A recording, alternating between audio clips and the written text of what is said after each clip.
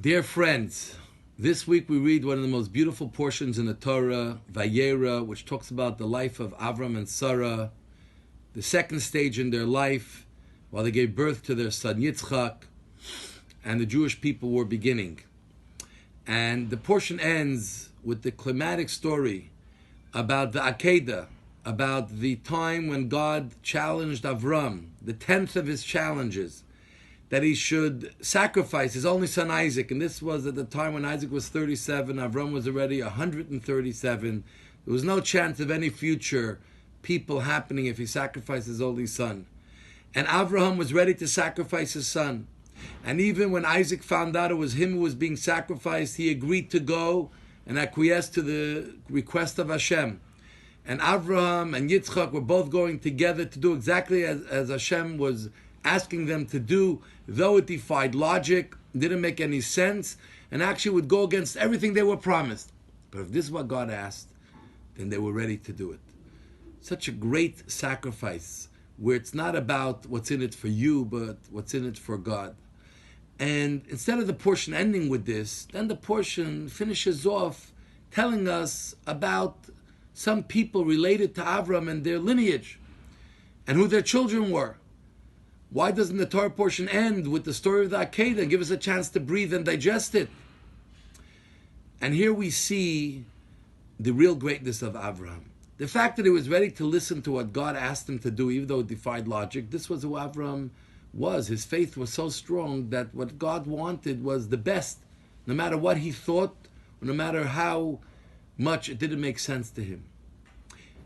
But Avraham was always driven by one thing. And that thing was continuity. How can I do another mitzvah? How can I keep mitzvahs going? And the minute they overcame the Akedah, they didn't pat himself on the back and says, I'm a great guy. Isaac, my son, is a great person. And you know what?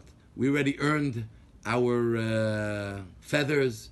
And now we can sit back and just relax and live a nice religious Jewish life. But Avraham was saying, so now how do we build our future? He was paying attention. Yitzchak was saved. Isaac was saved by God, who commanded through the angels, save Isaac. Now what do we do? And he started to put his ears to the ground. Is there someone Yitzchak can marry now and make the future happen? We're not going to sit back and say, wow, we deserve it, all the accolades. But he said, what can we do now to make the future happen that God had promised? And he was listening to where the wife of Yitzchak will be. And when he heard that relative of his gave birth to a girl, Rivka, he knew that the future is coming soon. And this is what Abraham teaches us. In our greatest moments of heroism, very often we become removed from reality in the world around us, and we forget about the mundane things. But Avram reminds us that with the great self-sacrifice and the great emotion and the great commitment that this took and the great spiritual feeling, his feet were very firmly on the ground and ready to pounce on the next opportunity of how do we create the continuity.